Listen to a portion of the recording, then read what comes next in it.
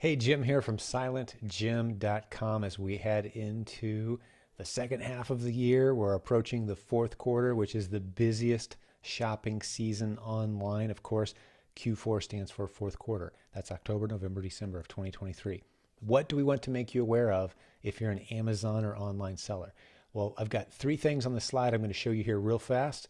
But as a general rule, if you happen to be one of the students of the proven Amazon course and you're focusing on the replens system that so many of us are doing so well with.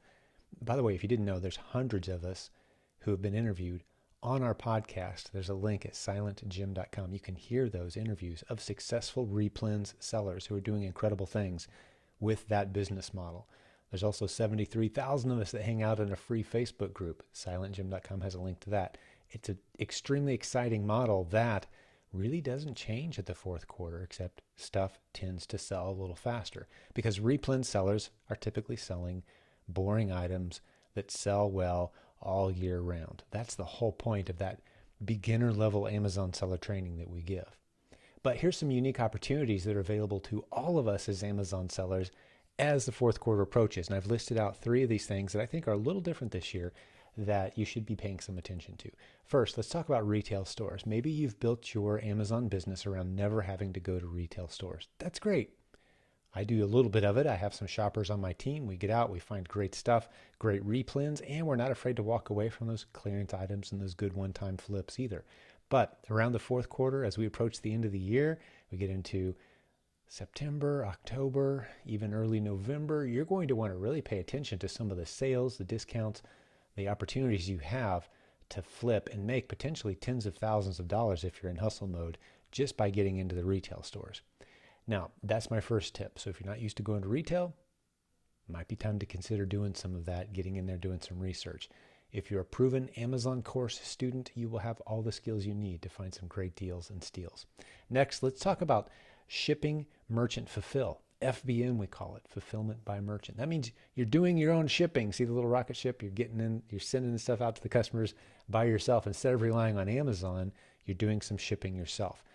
Many sellers don't want to do any shipping. That's why we use FBA. We send all inventory to Amazon. But as the fourth quarter approaches, it might make some sense for you to consider doing some merchant fulfill, simply because you can get into some scenarios where you go into these retail stores, you find some great stuff, you list it for sale right then and there, perhaps even before you hit the register at the front of the store, and you're selling that stuff and shipping it well before you ever could have prepped it and sent it to Amazon. Amazon slows down in the fourth quarter every year. As we get into November, it takes longer and longer for them to accept shipments. You don't want to be in a scenario where you've got some great inventory to send in, but it's taken Amazon 3 weeks or 5 weeks or 6 weeks to check it in. Well, Christmas is come and gone. The shopping season is trailing off. You've missed your window of opportunity. So it's a time to consider doing some merchant fulfill this time of year. Finally, toys. A lot of us as Amazon sellers have been avoiding toys for a couple years now. Amazon really cracked down and started asking for safety certificates not too long ago. And many sellers just said, hey, it's not worth it. I don't know how to get safety certificates. I don't want to mess with it. And they moved away from toys. Well, now's the time to get back into toys. Here's why. The worst case scenario, if Amazon asks for a toy safety certificate, is no one supplies it. You don't supply it. There's no ding on your health, on your Amazon account health. They just send you the inventory back. No worries. Sell it somewhere else. Don't go buy 1,000 units and then need a safety certificate. But if you're just buying a few units and you're going to flip them, don't worry about the safety certificate issues. It's time to get back into toys, because most of the time when Amazon says, hey, sellers, someone needs to send us a safety certificate, one of the other sellers will send it in. The red alert will disappear, although they may not indicate that on your dashboard.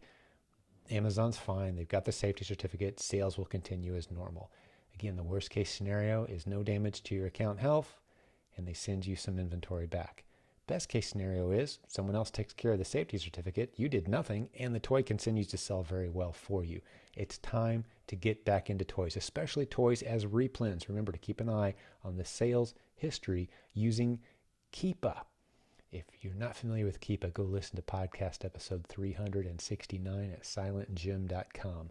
Hey, that's all the tips I got for you now. I wanted to keep this super short, bring some things to your attention, Keep selling, Business Building Warrior. We'll keep bringing you the great tips on this channel.